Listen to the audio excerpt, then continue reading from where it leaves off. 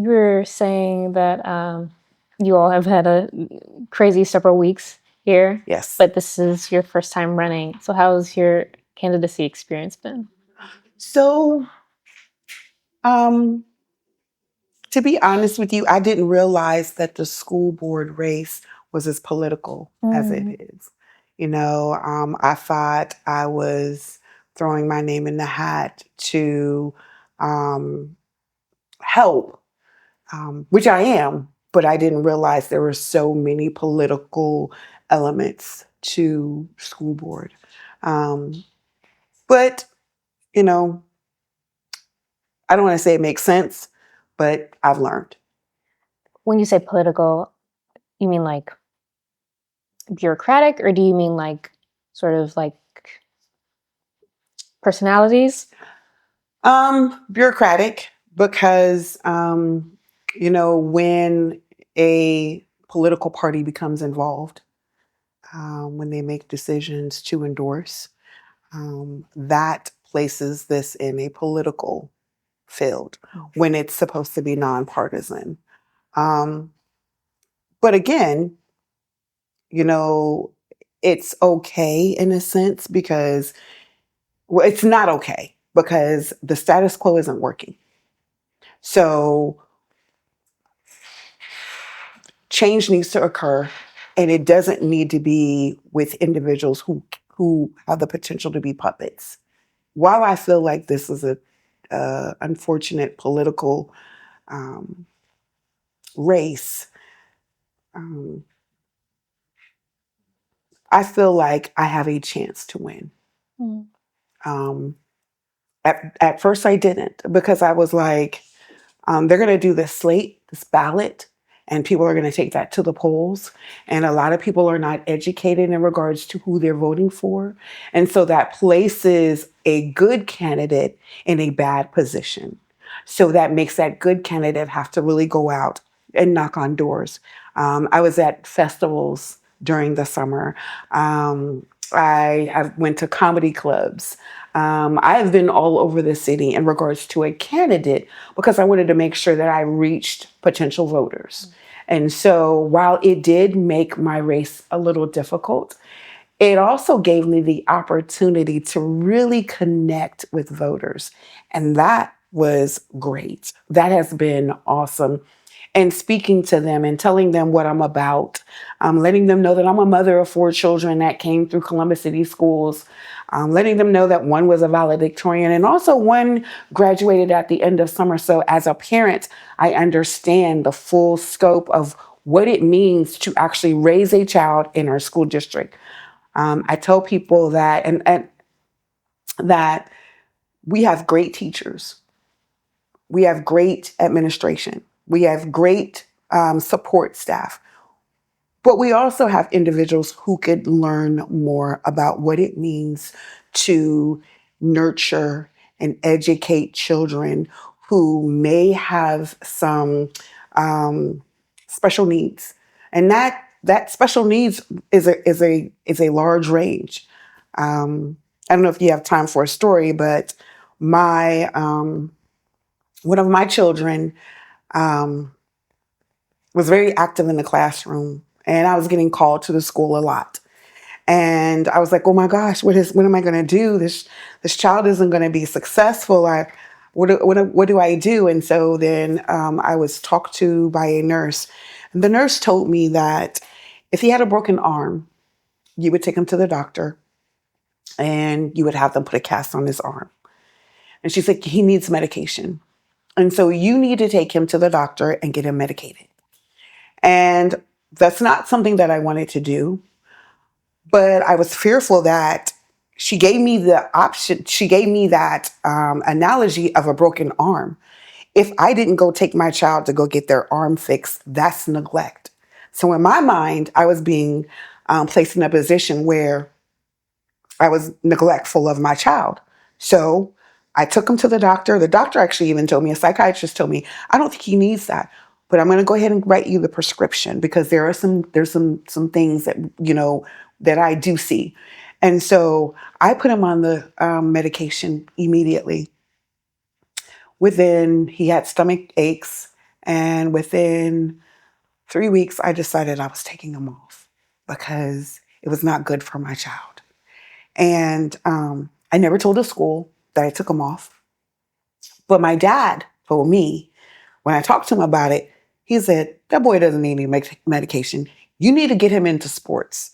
And so that's what I did. I got him into basketball. He loved it. And I took him off the medication. And they weren't even the wiser. As a matter of fact, I went back into the school for something unrelated to him. And the nurse said to me, oh, he's doing so much better. I never told her. I took him off that medication. But that is a prime example of individuals in their space of not understanding what it takes to actually nurture a child and figure out what needs to be done and pull the greatness out of them. It took him to exercise that energy so that he could go into a classroom and sit and listen to the courses being taught to him. So when I tell people that I'm a parent that's been where they're sitting, I have.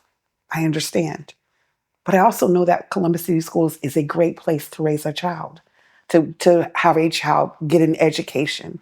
And so they're good and they're bad, but it's also educating the individuals that are taking care of our children.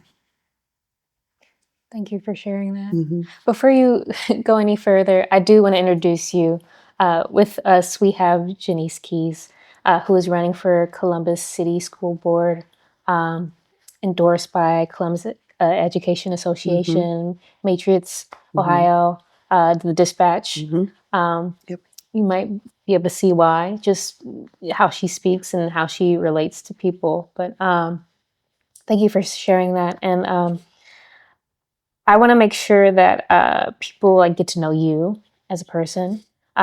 So can you get into where you grew up, what high school you went to? Yeah, sure. Some of your background? Yeah. So I was born here in Columbus at Grant Hospital. And we lived here for a couple of years. And my grandparents are from Mississippi.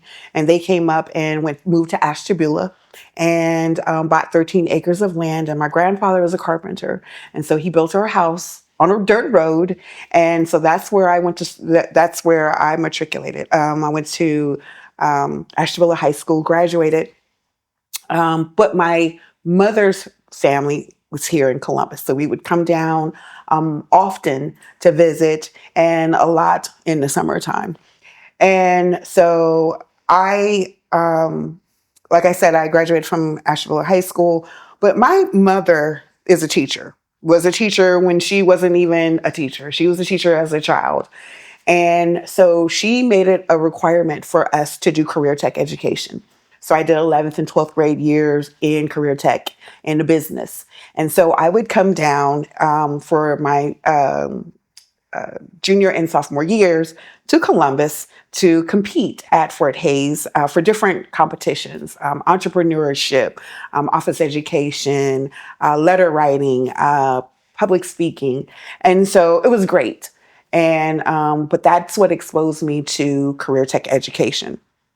But I graduated from Ashtabula High School, and I ended up getting married, had my children, and in the process of having my children, I decided that I was going to go back to college. I wanted to get my degree.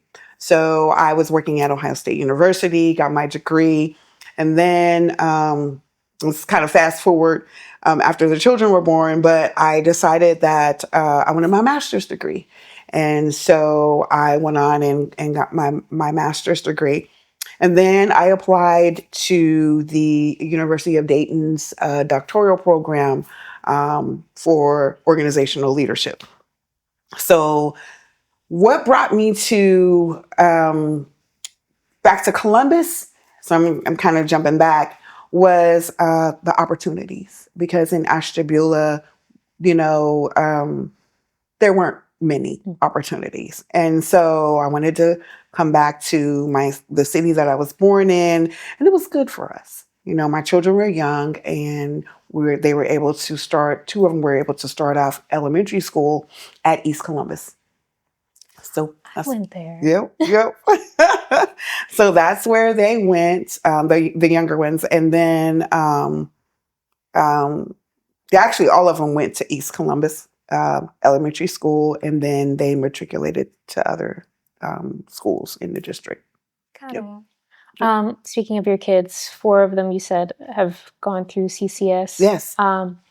Talk to me about what it was like raising kids through CCS back then, and how you think that will shape your perspective as like on the board, knowing that you have adult children who have gone through CCS through their entire Right. childhood. Well, I think I already kind of explained a situation that wasn't so positive, but it had a positive outcome. But my children were very fortunate to have great teachers, great administrators or principals, individuals that were really dialed into their uniqueness and what they brought to the table. For instance, one of my children who ended up being a valedictorian for Fort Hays High School,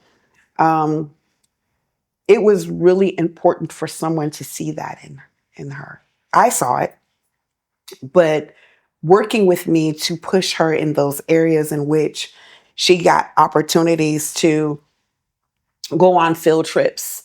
Um, you know, I remember Alethea Gaddis had this summer you could go get on the bus and go visit colleges. And so getting those opportunities was really important to her because she wanted to go to college. That's something that she wanted. She wanted to be a lawyer. And then what really topped everything was she got into the senior to sophomore program. And so she ended up going to ODU in her senior year. And that was awesome because she was able to do an internship with Moody Nolan, the architect firm. And while in that, she met a lot of people at Moody Nolan, and a lot of them were lawyers. And so that's what she wanted to do. So she ended up being able to sit with Judge Cole. And then she determined that she didn't want to be a lawyer and she wanted to go into economics. And so that's what she did. But I said all that because there were so many opportunities that were offered to her. My 2 of my children went to career tech education, and one is an LPN now and working on her RN. And so those are the opportunities that they've been able to get from Columbus City Schools. She ended up taking the adult LPN program and just elevating her game, And so we don't always get to see the behind the scenes, the encouraging of teachers, the teachers that there may be some conflict, but they want to sit down with the parent and actually figure out how to resolve that. And so we've had some great experiences. And that's why with my grandchildren being in the district, I wouldn't move them anywhere else. My children had some great experiences. Yeah. Tell me about your professional background as well, and how you think that will play on the board. So, 2 things. One is I'm a director, and right now we service over 100,000 providers, but we have 80,000 active providers. My team's responsibility is to ensure that they are trained appropriately so that they can provide the customer care that our customers need and they deserve. And so I'm always looking at ways to educate, always looking at ways to, instead of remove them from our network, educate them on how to do things better. And if they have to be removed, then they are removed. I am no nonsense, but I'm fun, but I go by the book. If the policy says we are to do this, we're going to do it. I don't believe in this. What is it? ask for forgiveness, do it and ask for forgiveness. No, I'm by the book. But I also like to, like I said, enjoy the space that me and my employees are in. I'm also an individual that believes everyone deserves a seat at the table. In my position, there are plenty of staff that are doing different types of duties. I would be shortchanging our process if I did not invite all of them to the table to ensure that we are collectively giving our customers the best products. Gotcha. Um, and then you're kind of already walking into it. Like, what do you think sets you apart on in this wide-ranging In board this race, space. as well as like the current board members? So I feel like I am approachable. I feel like I can have a conversation with anybody and get on anyone's level. And that's what I pride myself in. I've been through a lot as a single parent, as an individual that has clawed their way to making sure that they are successful and breed that success. And so that places me in a space where I'm comfortable with having a conversation with anybody. I'm comfortable with encouraging anyone where they are. Um, and so, and again, like I was stating, everyone has a right to me to be at a table. And as an African American woman, I've been shortchanged sometimes those seats to the table. So I've had to bring a chair sometimes or stand outside and wait to be brought in. But it did not affect me in delivering great outcomes because those outcomes allowed me to get a seat at the table. So, what sets me apart is I am relatable.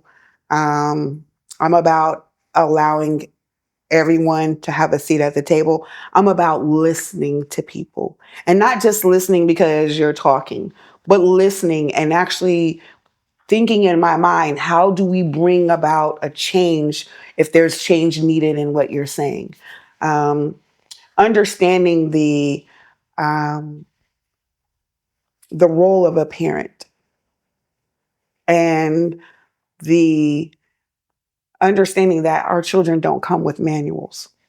You know, my mom would tell me, yes, they came with a manual, they came with the Bible. And I'd be like, no, I want something a little bit more strategic. I need to know. And then I want to peek at the end of the book because I want to see what the outcome is. But understanding that parents are coming to us with their needs.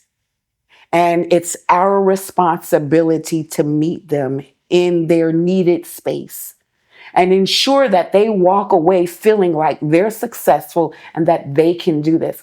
Because as much as we want to say, oh, the students and you know, it does take a student to take the test and pass it.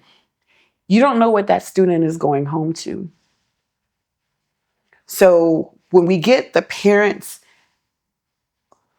in a space where they feel comfortable with talking to us and telling us what their needs are, 504 plan, is it needed? IEP, is it needed? Extra tutoring, is that needed? An opportunity to tell you that my child needs this extra special thing. Allowing individuals to come to the table is so necessary. In regards to teachers, I've had great teachers. I have teachers in my family, and I know that I want teachers to be as great and as unique in their space as possible. I also know that they have to go home and take care of their families. And so ensuring that they are paid appropriately is a necessity. We can't just pretend like they're there in a space and they should accept whatever we give. We should reward them based on the job that they are doing, which is nurturing our future. Because if there are no nurturers to our future, where are we at? You know, and if I decide that another school system potentially could pay me more money and that I'm leaving, then we have a shortage. What are we doing then? Then we have multiple children in the classroom. And what does that look like for our students? Are they learning? Are they grasping the material? Are we allowing the teacher to be her unique self in that space, managing all of these children? It's a lot. It's a lot. So, and then in the space of leadership, um, because there are other board members. And so you have to be able to be in the sandbox with people and understand that they're coming with potentially their agenda, but to remind everyone in that space that the agenda isn't mine. The agenda is the success of our students. And so reminding individuals on a repetitive basis that we are here to ensure that our students are successful and that there is a public education system for individuals to come into and matriculate from. Right. I mean, you're speaking on that support that's definitely needed for parents and teachers. I want to talk about like specific challenges facing students as far as like absenteeism. I know we've spoken a lot about students missing school. When it comes to issues like that or academic performance, how can the board better support parents and teachers in improving those issues? Right. So I think it still goes back to ensuring that our parents have what they need for our students to be successful. And how that started is by conversations. I am very frustrated because when I go to candidate forums and candidate debates, the percentage of African American, Black and Brown families does not equate to the 60 something percent of us that are in this Columbus City School District.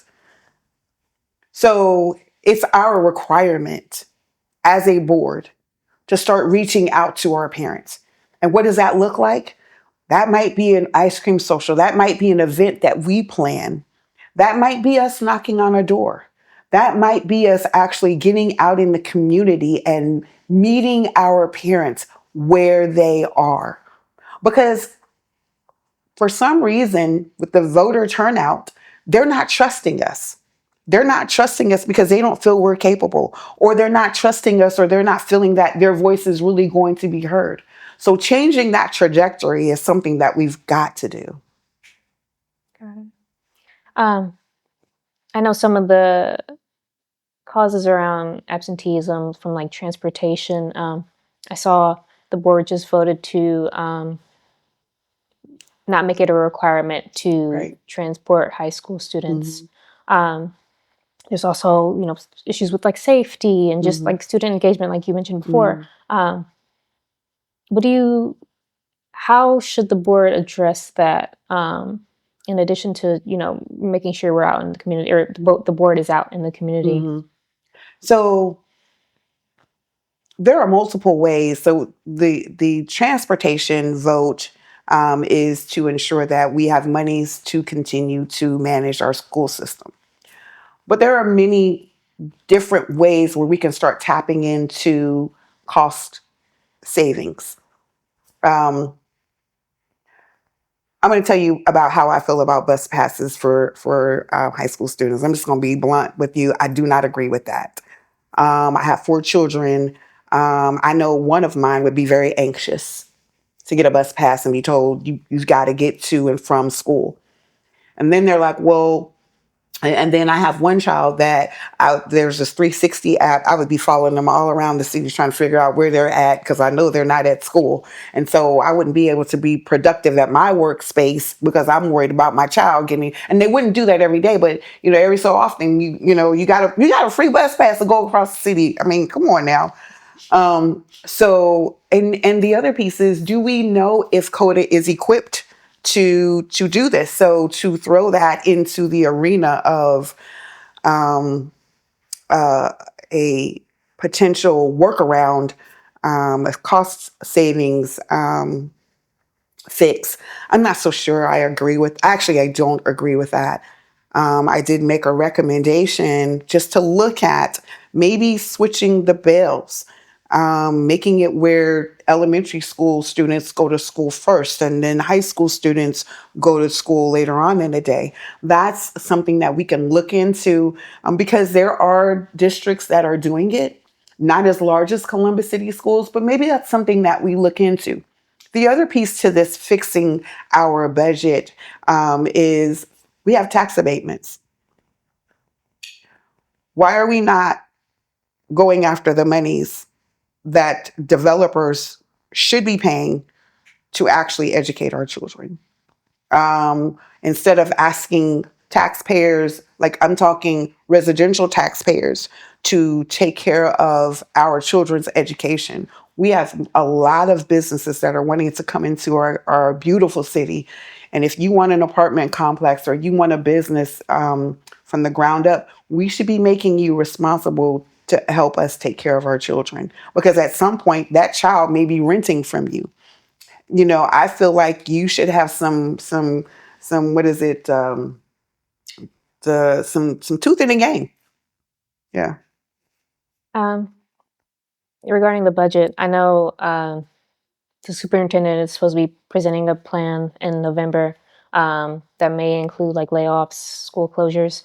Um, we were right back in this position not too long ago, and I mean, obviously, it was handled poorly. Mm-hmm. Misalignment, very much misalignment between the board and the community. Mm-hmm. The leaked document conversation and Right. all of that. Where do you think we stand today between the board and the community? Um, and how do we make sure that the board and the community are maybe not on the same page, but the community feels heard and maybe understands the board's position Mm-hmm. better than it was explained last time? So that requires the transparency. That requires having the meetings at the different locations. Instead of us meeting down at South High Street, meeting at the various schools where there's an auditorium where you can actually have a conversation with the parents that are affected. We have the feeder schools. If you're closing down a high school, where are those students going to go to next? Ensuring that we're having those conversations as to these are the numbers that we've been presented as a board. These are the decisions that we have to make. What say you? Giving them the opportunity to actually voice what they feel. For instance, we have the whole busing situation where CODA was brought up. Did we talk to parents before we brought that up? Did we? Did we do a survey to parents? How would you feel if we did this, this, and that? So the engagement piece is important. The transparency piece is important. The opportunity to help make decisions that project our school system into the future is important. Because if you give a person the bare facts and say we gotta make some cuts or we gotta do this, people are gonna probably bring some ideas to the table. And so they may not be the idea that you use today, but part of it may be something that you utilize, which is why I indicated previously with making sure that in my position that everyone gets an opportunity to speak. Everyone gets an opportunity to bring an idea and be creative in it. And, because when you get all these individuals around the table that are collectively about the improvement of our schools, the improvement of our grades, or our grade card. When you start getting all those individuals together and talking and respectful of each other and their position, because I don't think we respect our parent position enough. I don't think we are putting the emphasis on allowing them to be a part of the solution.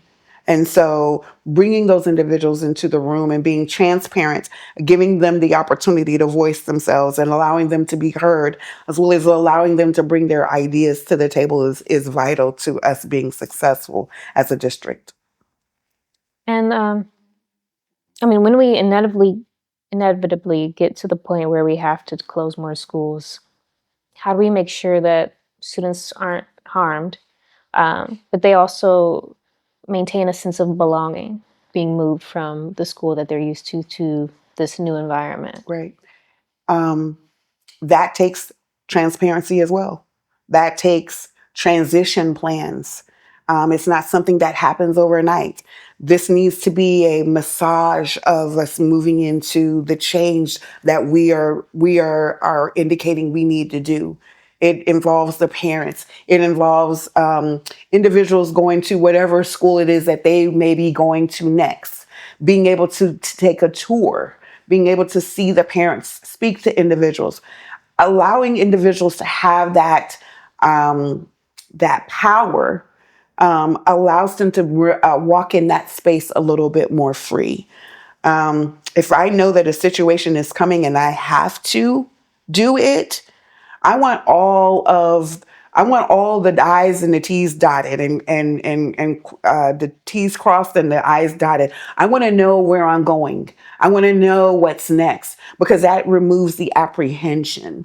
So giving individuals and parents the opportunity to see what's next, to be able to experience it, to be able to walk into those hallways and actually determine if it's something that they truly want to do. Or maybe they decide they want to do something else, but giving them that time to make a decision, I think is vital to them. Sure.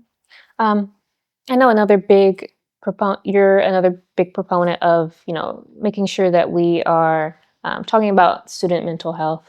Um, do you have specific policies or investments or programs in mind to make sure that we are supporting students in that way? Yes. So I don't know if it's a program, but I would make it a requirement that a social worker is at every school every day, not every other day, but every single day. Because what's happening is our teachers are managing the classroom. If there's a disruption, that needs to be addressed by a social worker. And 9 times out of 10, there's something that is going on that can be assisted by social worker or social emotional learning, and in ensuring that that student gets the tools that they need in order for them to come back to the classroom to be successful and not be disruptive or not have a meltdown or whatever it is that they're dealing with, that they have that social worker that can actually help them manage that. That way, the teacher is not in a position where they're being social worker, kind of, sort of, and teacher at the same time, because that's not what they were trained for. That's not what they went to school for. So, ensuring that social workers are in our schools every single day is a must for me, as well as the social and emotional learning. And that's not just for our students, that's for our teachers. That's for every single person that comes into contact with a Columbus City school child. I'm talking bus drivers. I'm talking anyone that comes into contact with our children.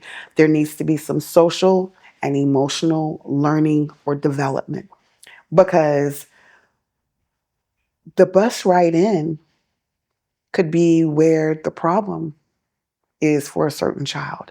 They may be getting bullied. They may be experiencing some things from home. And that bus driver can tap into that and say, hey, you all, this child might need some additional guidance. I brought them here.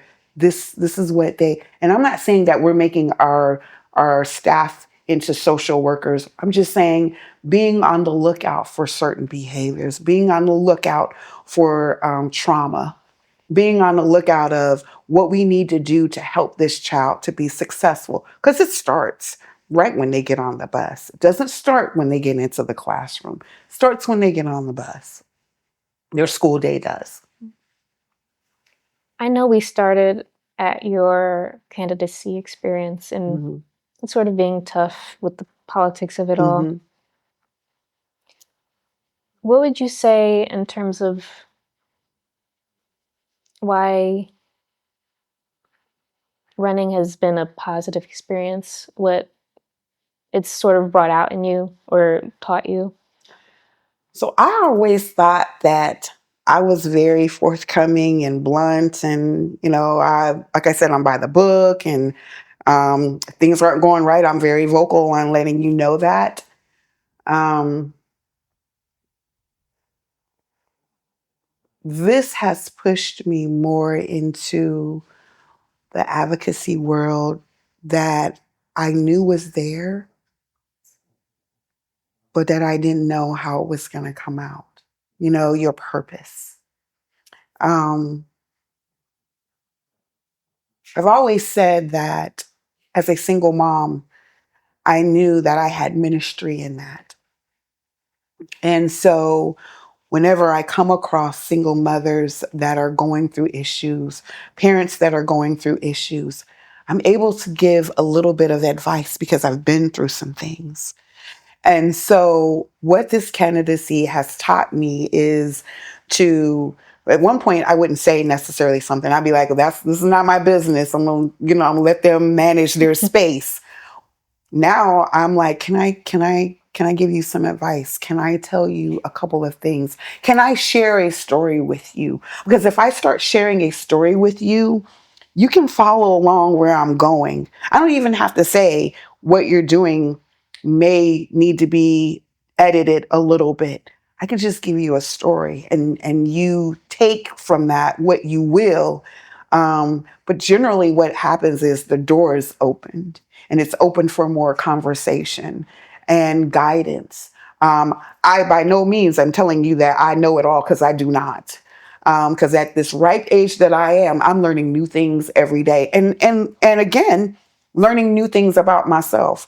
But I'm also open to the newness, the raw. I've never traveled down this road before. So what am I going to pick up? And wanting to pick it up, wanting and excited about picking up the newness. Because I'm truly an introvert. And so at the end of the day, when I go into my house and I close the door, sometimes I just need the moment to debrief.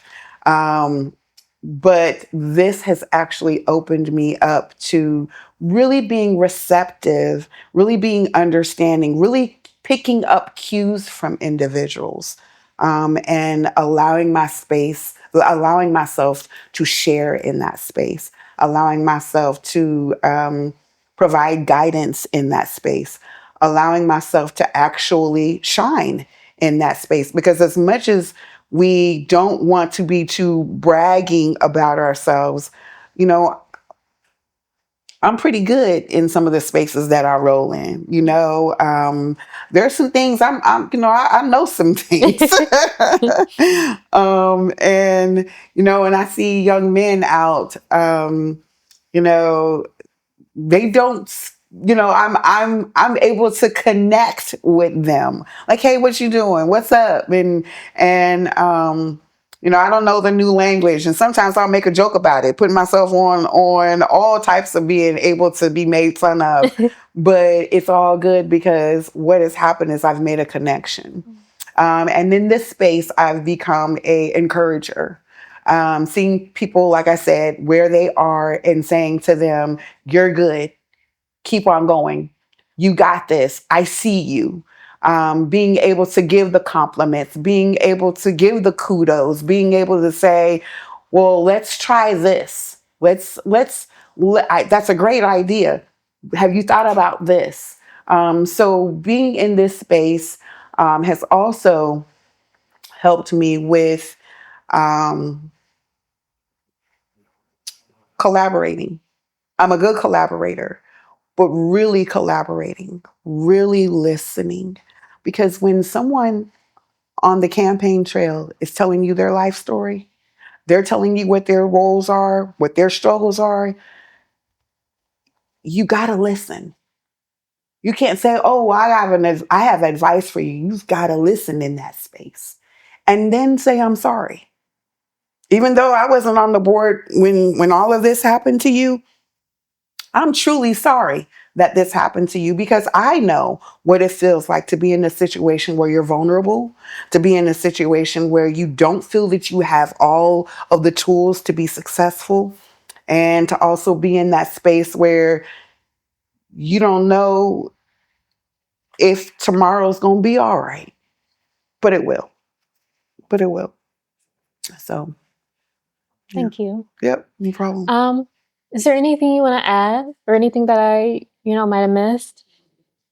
No, I will say this. We've got to meet our parents where they are.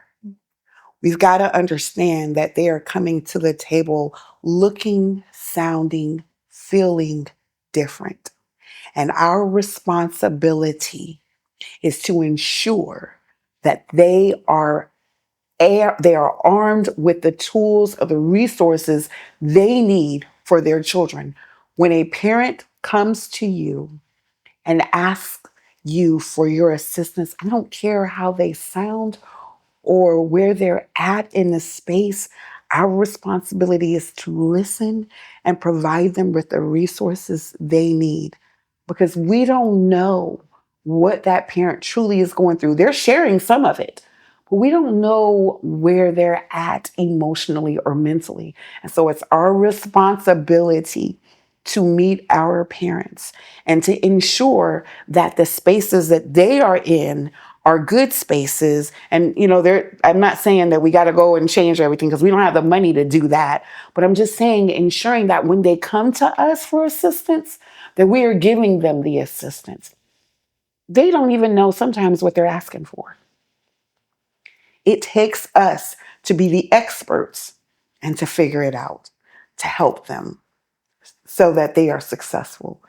And I think I've already shared with you that I'm discouraged about the fact that we have a 60+% of African Americans, of Black and brown children, I'm sorry, in our school district. And I don't see those Black and brown people at the candidate forums that I'm at. I don't see them at the debates that I'm at. And we've got to do better. We've got to do better. If we are going to continue public education in Columbus City schools in our district, we've got to do better. And it starts with parent engagement. Well, thank you so much Yep. for speaking with me. Yep.